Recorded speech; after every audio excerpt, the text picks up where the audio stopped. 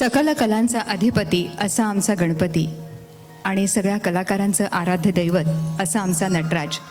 तया चरणी सादर वंदन करून आजची ही आगळी वेगळी दीपसंध्या आम्ही आपल्यासमोर प्रस्तुत करणार आहोत. आपली साथ केअरचं लेट्स कनेक्ट ह्या सगळ्या बाबी विचारात घेतल्या आणि दिवाळीचा हा सुंदरसा मुहूर्त, तर मला एक सुंदरसं सुभाषित इथं उजागर करावंसं वाटतंय. दीपो नाशयते घ्वातम, दीपो नाशयते घ्वातम, धनारोग्य प्रयच्छति, कल्याणाय भवती एव दीपज्योतिर्नमोस्तुते. अर्थात एकच दिवा जो अंधकाराचा नाश करतो, आरोग्य आणि धनसुद्धा देतो आणि सगळ्यांचं कल्याण करण्यासाठी झटणाऱ्या ह्या दिव्याला माझा प्रणाम आणि शतशः नमन. मंडळी, आजचं हे बोलण्याचं कारण की नेहमीसारखी दीप प्रज्वलन करून, पण प्रयोजन आहे दिवाळीचं. दिन दिन दिवाळी असं करत करत लहानपणापासून दिवाळीची अनेक बदलणारी रूपं आपण पाहिली. अगदी कुटुंब एकत्र असण्यापासून ते आता कुटुंब अगदी लिमिटेड झाल्यापर्यंत हा दिवाळीचा प्रवास आपण लहानपणापासून अनुभवला. मला वाटतं याच नोटवर सर आपल्याला काही सांगावं असं वाटतंय. मंडळी,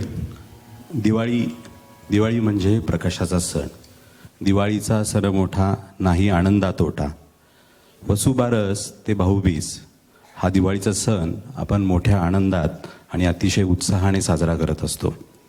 दिवाळी म्हणजे स्वच्छता, दिवाळी म्हणजे फराळ, दिवाळी म्हणजे फटाके, दिवाळी म्हणजे नवीन कपडे, दिवाळी म्हणजे किल्ला बनवणे.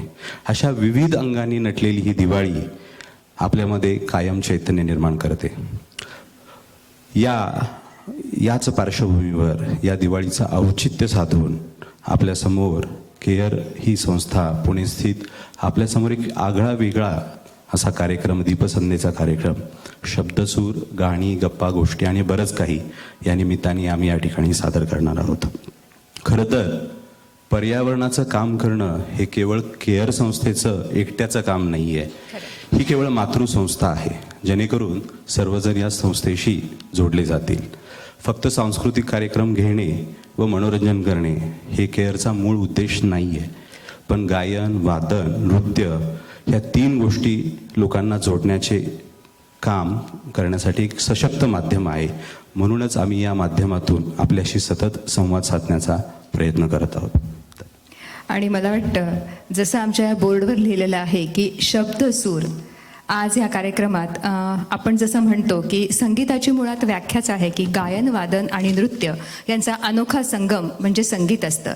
आणि संगीतात 7 सूर असतात, पण ते 7 सूर कोणी कधी कोमल असतं, कधी मंद्र असतं, कधी तीव्र असतं, पण हे सगळे सूर एकमेकांना सांभाळत प्रत्येक रागांमध्ये प्रवास करत असतात. आणि मला वाटतं असाच काहीसा आपल्या जीवनाचाही प्रवास सुरू असतो की कधी आपण हायपर असतो, कधी आपण शांत असतो आणि कधी कधी आपण वेगळ्याच दुनियेत असतो. तर हीच जी एक वेगळी दुनिया आहे की जिथं आपल्याला असं रिलॅक्स व्हावं असं वाटतं. हाच एक रिलॅक्स होण्याचा अनुभव देण्यासाठी आजचं हे प्रयोजन आमचं आहे, शब्दसूर. आणि यात आमचे जे पार्टनर्स आहेत ते जसं तुम्ही बघू शकतात की आम्हाला ह्यावेळेला महाराष्ट्र शासनाचं सुद्धा सहकार्य लाभलेलं आहे. श्री क्लासेस, आरोग्यवर्धिनी आयुर्वेद आणि पंचकर्म सेंटर आणि बावधनमधली एक प्रसिद्ध संस्था श्री एकतत्वम अकादमी ऑफ परफॉर्मिंग आर्ट्स आणि अर्थात आमचं टॅगलाईन आहेच केअर लेट्स कनेक्ट. या NGOशी तुम्हाला कनेक्ट व्हायचं असेल, जसं प्रत्येक कार्यक्रमात आम्ही सांगतोच की आमचे व्हॉलेंटियर्स आहेत, आमचा नंबर आहे, तुम्ही या, आम्हाला कनेक्ट व्हा. आणि कलेचा विषय निघाला आहे तर पुणं म्हणजे कलाकारांचंच ठिकाण आणि पुणं तिथं काहीच उणं नसतं. त्याच्यामुळे सगळ्याच कलाकार एकत्र, सगळ्या कलाकारांना बांधून ही मोट आम्ही इथं आज एकत्र करून आणलेली आहे. 14 विद्या आणि 64 कलांचा ओतप्रोत संगम इथं पुण्यातच दिसतो. आणि उपासना करू इच्छिणाऱ्या प्रत्येक कलाकाराला ह्या पुण्याने अगदी भरभरून दिला आहे. मग तो तुमच्या माझ्यासारखा परक्या गावातनं आलेला असो किंवा नवखा असो, पुणेकर झाला की तो पुणेकरच बनतो आणि तो अगदी समरसून जगतो. आणि प्रत्येक कलेला विद्येची जोड ही इथं असतेच. त्याच्यामुळे कुठलीही विद्या मिळवण्यासाठी कला ही याच अंगी आपल्या असावी लागते आणि याच तत्वावर ही संस्था केअर अनेक उपक्रम राबवते आहे. वेगवेगळे जसं किल्ले बनवण्याची स्पर्धा, निबंध लिहिण्याची स्पर्धा किंवा अजूनही वेगवेगळ्या मुलांमध्ये ॲक्टिव्हिटी निर्माण व्हावी, त्यांचं सायन्स बाबतीत जागृती वाढावी, अशा वेगवेगळ्या उपक्रम घेऊन ही संस्था आपल्यासमोर येत असते. या, आम्हाला जॉईन व्हा आणि समाजाप्रती थोडंसं आपलं उत्तरदायित्व आहे हे समजून तुम्ही आम्हाला कनेक्ट व्हा. हाच आजच्या कार्यक्रमाचा एक मुख्य उद्देश आहे. आणि सगळ्यांनी मिळून खंडेराव सरांसारखे दिग्गज कलाकार आणि श्रेयासारखी एक उभरती कलाकार यांचं आज इथं आगमन झालेलं आहे. ते त्यांची कला सादर करणार आहेत.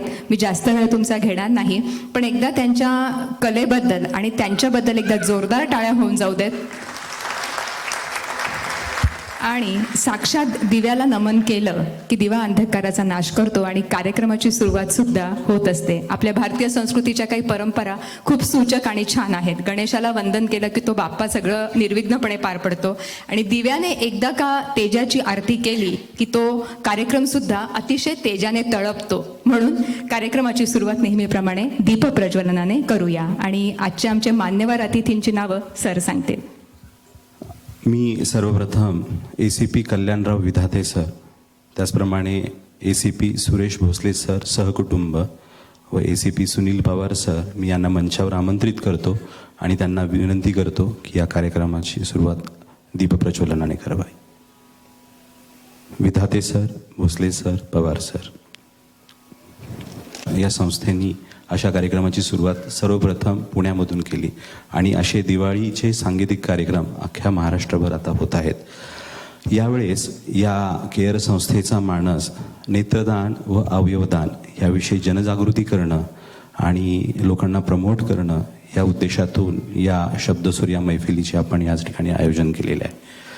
खरं तर ही दिवाळी जितकी आपली तितकीच या कलाकारांची. एका चांगल्या प्रेक्षकासमोर, एका चांगल्या रसिकासमोर आपली कला सादर करणं तर खऱ्या अर्थाने मला असं वाटतं ही दिवाळी या कलाकारांची. या ठिकाणी या शुभकार्यारंभी आपल्या सर्वांचा आशीर्वाद आहेच, पण मोर्याचं पूजन ही आपली प्रथा परंपरा आहे. तर या ठिकाणी कार्यक्रमाचं दीपप्रज्वलनाने उद्घाटन होत आहे. एकतत्वमतर्फे मी कुलकर्णी परिवारातली एखाद्या सदस्याला विनंती करेन. मला वाटतं प्रज्ञा काकू जर इथं असतील तर त्यांनी स्टेजवर यायचं आहे. तृणन्न खादम नपी जीवमान तद्भागधेयम परमम पशुनाम. अर्थात जो मनुष्य साहित्य, संगीत आणि कलेपासून दुरावलेला आहे तो मनुष्य अगदी पशु समान आहे आणि तो तृण न खाता सुद्धा किंवा गवत न खाता सुद्धा जिवंत आहे. तर हे कदाचित त्या पशुचं सौभाग्य आहे असं मराठीमध्ये याचा अर्थ समजला जातो. मंडळी, विचार करा, आपण ह्या जगात आहोत, आपण सगळं बघू शकतो, आपण जगू शकतो. नंतर ज्यांच्याशी आपण गप्पा मारणार आहोत त्यांच्या पुस्तकांबद्दल, त्यांच्या जीवनाबद्दल, ही व्यक्ती त्याच्या आयुष्यामध्ये इतक्या अप्स अँड डाऊन्समधनं गेलेली आहे. तर आजचा हा जो कार्यक्रम आहे हा ॲक्च्युली त्या भावनेने आम्ही आणला आहे की छोट्या छोट्या गोष्टींनी आपण जे नाराज होतो की माझं असं असं झालं आणि मी डिप्रेस झालो, आणि हल्लीची तरुण पिढी खूप पटकन डिप्रेशनमध्ये जाते. तर ह्या मुलांसाठी हे एक खंडेराव सर, श्रेया, गोडबोले सर हा एक उत्तम आदर्श ठरू शकतात की जगण्याची उमेद काय असते हे त्यांच्यापासून सगळ्यांना कळू शकतं. जसं कुसुमाग्रज म्हणतात की अनंत आमची ध्येयासक्ती, अनंत आशा, किनारा तुला बापा अमराला. ते सागराला सांगतात की तुला किनारा असेल पण माझ्या ज्या अनंत इच्छा आहेत त्यांना मात्र किनारा कधीच नसेल. हाच उपक्रम ह्याच भावनेने घेऊन आम्ही तुमच्यासमोर आलेलो आहोत. खरोखरच जगण्यासाठी जितकी तंत्रज्ञानाची आवश्यकता आहे तितकीच कलेची आवश्यकता आहे हे कदाचित आज आपल्याला या कार्यक्रमातून प्रचिती येईल. फार वेळ न लावता एकच सांगेन, सूरतालाची गोडी असते किती निराळी, ताल पाढवा असतो आणि सूर दिवाळी. भाग्यवान जो असतो त्याला ऐकू येते गाणे, तबला, कविता सायंकाळी. मी सर्व कलाकारांना विनंती करतो की त्यांनी या ठिकाणी या कार्यक्रमाच्या निमित्त आपलं सादरीकरण करावं. धन्यवाद. आणि यानंतर मी कार्यक्रमाची सूत्रे आजचे निवेदक श्री अभय नलगे सर यांच्याकडे सोपवितो. सर्वांना प्रेमपूर्वक नमस्कार. मी अविवेकाची काजळी फेडोनी विवेक दीप उजळी, तै योगिया पाहे दिवाळी निरंतर. माय बाप हो, सामान्य माणसाला 2 दिवाळींच्या मध्ये एक वर्षाचं अंतर असतं. या वर्षीची दिवाळी संपली की वर्षभर पुढच्या दिवाळीची वाट पाहावी लागते. योग्याला मात्र ते नसतं. ज्ञानाची, भक्तीची, प्रेमाची, विचारांची, सद्विचारांची, भक्तीची दिवाळी तो निरंतर अनुभवत असतो. कारण विठोबाचे राज्य आम्हा नित्य दिवाळी हा नित्य आणि निरंतर अनुभव तो घेत असतो.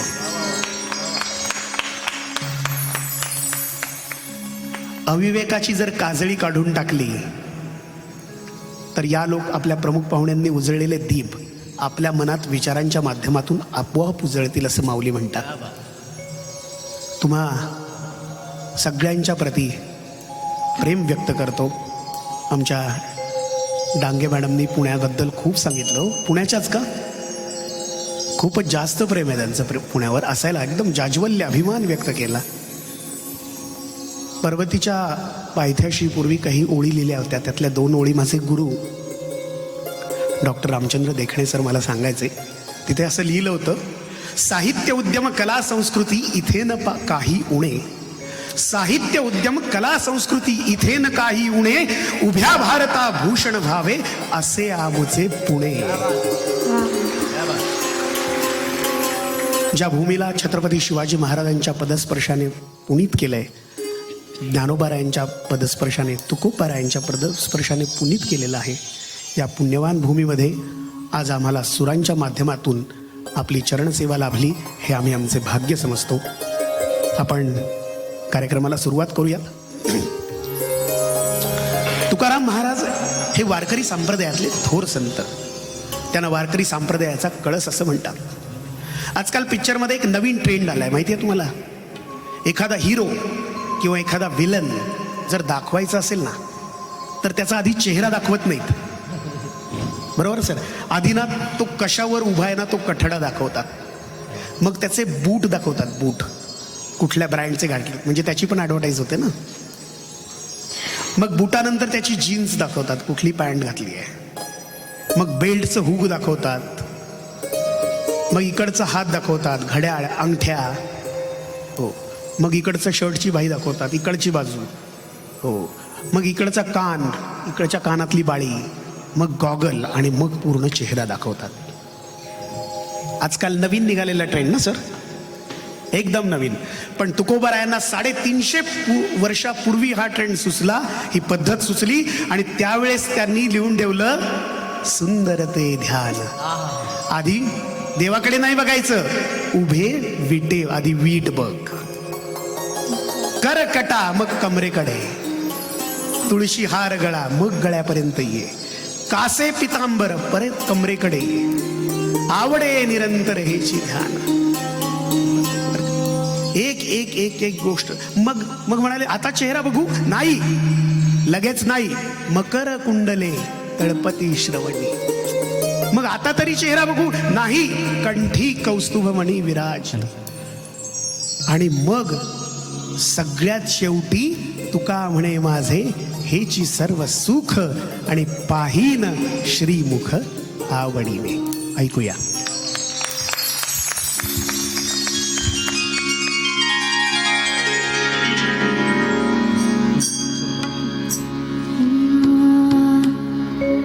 सुंदर ते ध्यान उभे विटेवरी. सुंदर ते ध्यान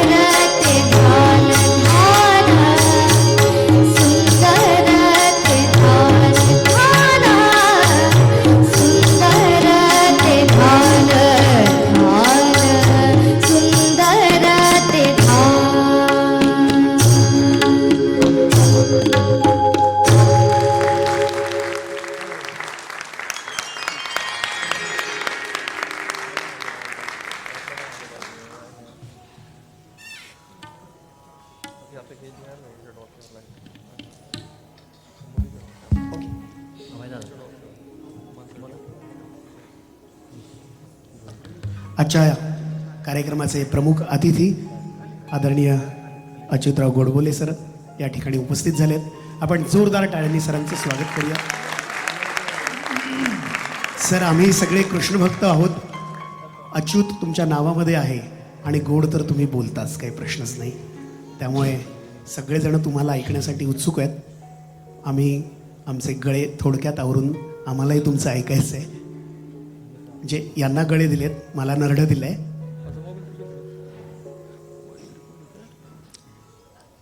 खूप सुंदर काम तुकोबरायांनी करून ठेवलं. तुकोबराय सदैव वैकुंठाला गेले असं संप्रदायामध्ये प्रमाण आहे. आपल्या पुण्याची माणसं तशी फार हुशार आहेत. प्रत्येकाला वैकुंठ मिळावं म्हणून त्यांनी स्मशानाचंच नाव वैकुंठ ठेवलं आहे. म्हणजे सकाळी वैकुंठेला गेलेला माणूस संध्याकाळी घरी येतो, हे फक्त पुण्यात होऊ शकतं, दुसरीकडे कुठेही नाही. एक छान जोडी होती, त्यांना एक छान गोड मुलगा होता. आमच्या प्रकाश आणि त्याची बायको, त्यांना एक गोड मुलगा आहे. संगीतामध्ये आपलं संपूर्ण जीवन व्यतीत करतात. तशी एक जोडी. आणि श्रीमतींना श्रीमान म्हणाले की चला आज दिवाळी, आता खरेदीला जाऊया. श्रीमती पण पटकन तयार झाल्या. खरेदीच्या ऐवजी दुसरीकडे कुठे जायचं तर 1.5 तास लागतो, खरेदीसाठी 1.5 मिनिटात रेडी. मला पण बायको आहे, तिचं पण तसंच आहे. 1.5 मिनिटात रेडी झाली, खरेदीसाठी निघाले. निघाल्यानंतर लहान मुलगा बरोबर होता आणि ठरवलं की आज त्याच्यासाठी एक बेड घ्यायचा. मी कशासाठी सांगतोय की देवाची भक्ती करण्यासाठी, कुठलंही कार्य करण्यासाठी ते कार्य सतत आमच्या मुखात, मनात असायला लागतं. त्याच्याबद्दल आमच्या अंतरामध्ये एक इमेज तयार व्हावी लागते. ठरवलं की आज आपल्या बाळासाठी एक छानसा बेड घ्यायचा. दुकानात गेले, बेड शोधू लागले. खूप शोधल्यानंतर एक छान बेड मिळाला. थोडा महाग होता म्हणून मुलाला वाटलं आई वडील घेणार नाहीत, पण त्याने जोरदार आग्रह धरला की नाही, मला काहीही करून हाच बेड घ्यायचा. शेवटी घेतला, घरी आणला. ते मूल, त्याला जेवायची सुद्धा इच्छा, त्याला बोलायची, जेवायची सुद्धा इच्छा नाही. आपल्यालाही असंच होतं, नवीन वस्तू आपल्याकडे आली की नव्याचे 9 दिवस म्हणतो आपण. ते मूल गेलं आणि बेडवर झोपूनही गेलं, पण त्याला झोपच येईना. सारखं त्या बेडला इकडून काय लावलंय का, तिकडून काय लावलंय, इथे कशी डिझाईन आहे, तिथे कशी डिझाईन आहे, ते पाहत राहिलं. आणि आई वडील म्हणाले बघूया तरी आपलं पोरगं या नवीन बेडवर कसं झोपलंय. कसं झोपलंय हे बघण्यासाठी आई वडील आले. पोराला वाटलं आपण झोपलो नाही तर आई वडील रागवतील, म्हणून त्याने झोपेचं सोंग केलं. झोपेचं सोंग केलं. आई वडील कौतुकानं त्या बेडवर पडलेल्या पोराकडे पाहू लागले. आई म्हणाली किती गोड दिसतंय आपलं बाळ या बेडवर झोपलेलं. आणि वडील म्हणाले खरंय, आपलं बाळ खूप सुंदर दिसतंय या बेड वरती झोपलेलं, पण सकाळपर्यंत हा सुंदर बेड आपलं बाळ मुतून खराब करणार. तेवढं एकच वाक्य त्या पोराने ऐकलं. कार्टर रात्रभर झोपलंच नाही. दर 10 मिनिटांनी उठायचं, शूला जाऊन यायचं, दर 10 मिनिटांनी उठायचं. का झालं असं? सकाळपर्यंत कोरडा होता. का झालं? कारण त्या बेड बद्दल त्या मुलाच्या मनामध्ये एक इमेज तयार झाली की हे माझं आहे, हे माझ्यासाठी आहे, माझ्यासाठी आणलंय, ही वस्तू माझी आहे, मला हवी आहे. तुकोबरायांच्या अंतरंगात पांडुरंगाबद्दल अशीच इमेज तयार झाली. आणि म्हणून कर्माच्या माध्यमातून करावा, मुखातून बोलावा, करावा, बोलावा आणि अंतरातून पहावा असा विठ्ठल. तुका म्हणे देह भरिला विठ्ठले, मी कामा क्रोधे केले घर नेले. असं संपूर्ण जीवन तुकोबरायांचं विठ्ठलमय होऊन गेलं. तो हा गोड अभंग ऐकूया.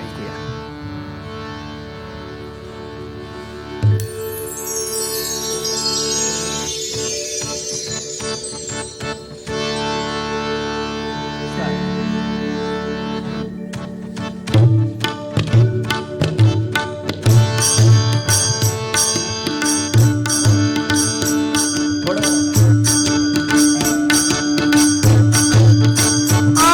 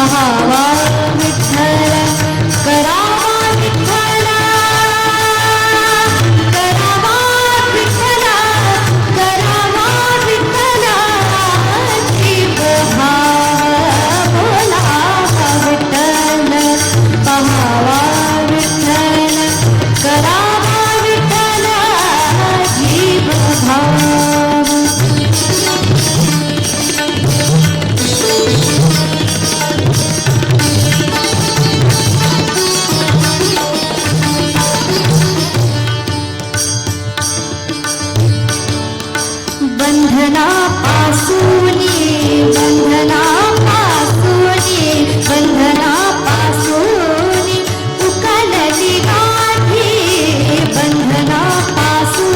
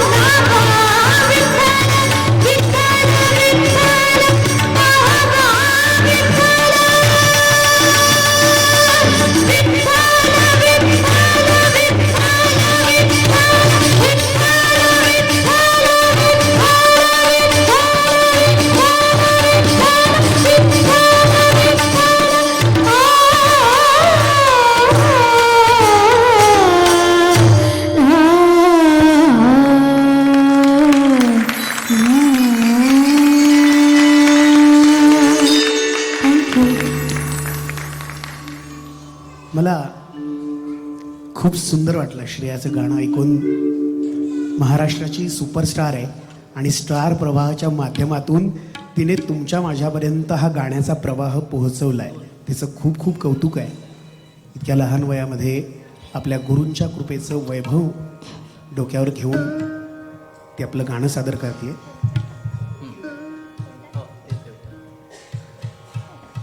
मला केअर फाउंडेशनचं खूप कौतुक वाटतं की आजपर्यंत मी बऱ्याचशा संस्थांच्या माध्यमातून कार्यक्रम केले, पण या सगळ्या संस्था लोकांकडून घेणाऱ्या होत्या.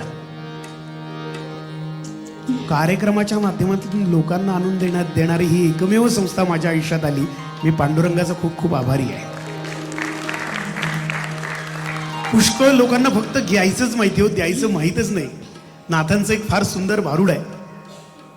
घेऊ जाणे पर देऊ नाही जाणे, बाई मी भोळी ग बाई मी भोळी. तर भोळी कशी?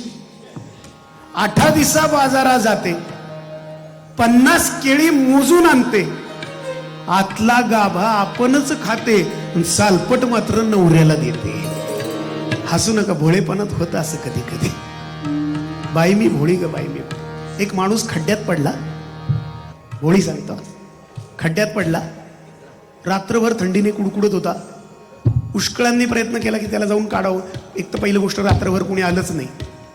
आमच्या महेश सरांसारखा माणूस पहाटे पहाटे फिरायला गाडीवरून चालले होते.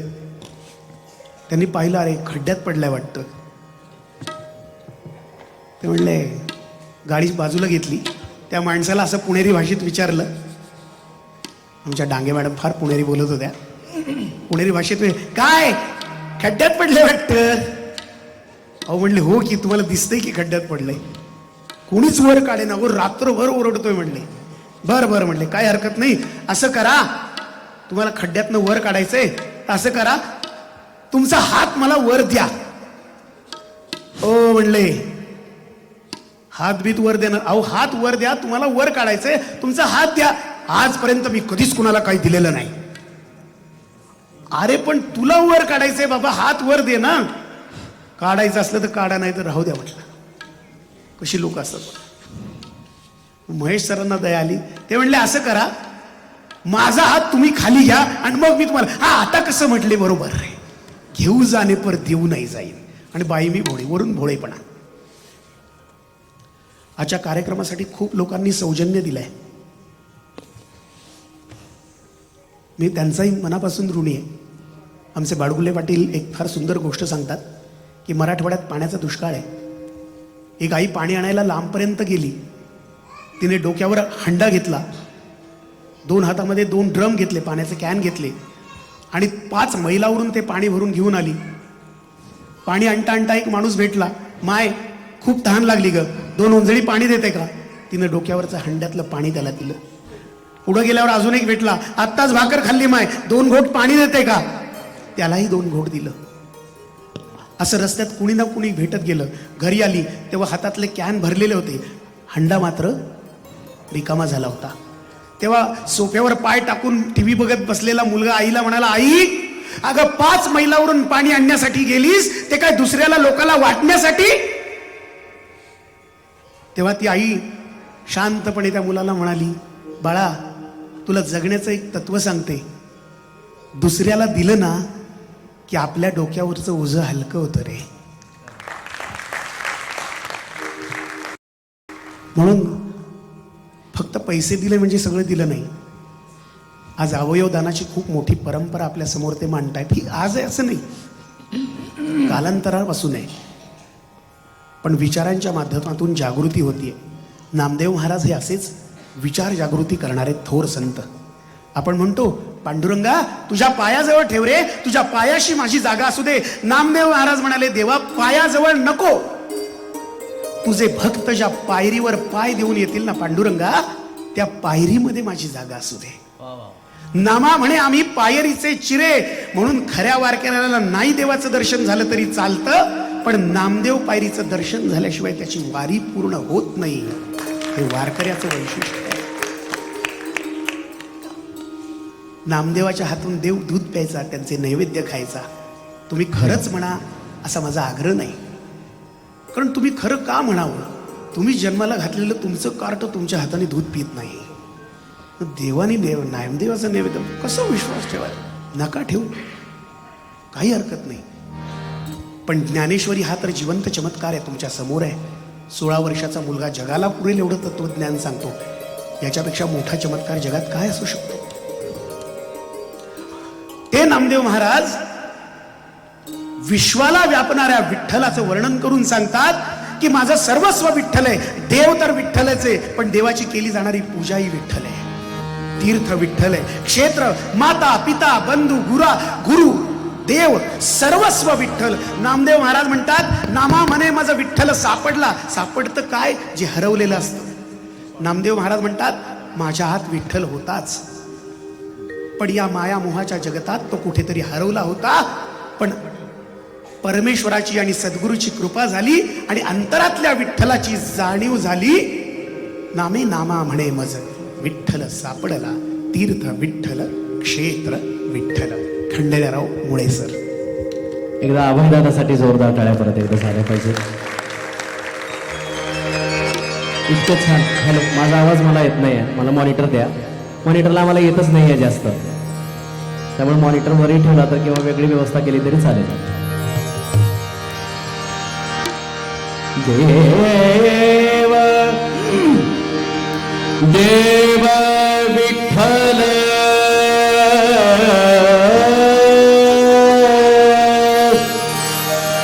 विठ्ठल विठ्ठल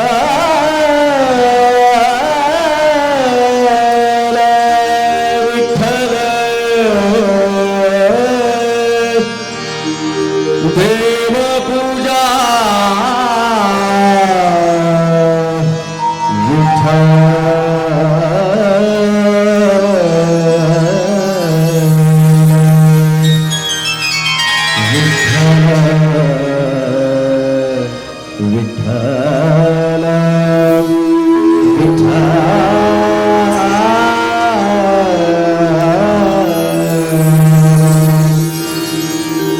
तीर्थ विठ्ठल क्षेत्र विठ्ठल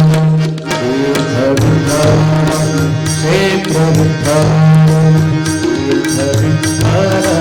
क्षेत्र विठ्ठल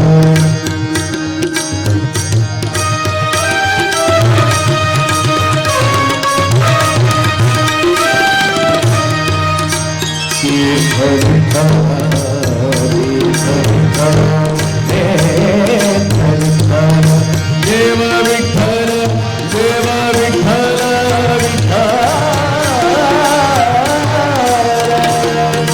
देव विठ्ठल देव विठ्ठल देव पूजा देव विठ्ठल देव पूजा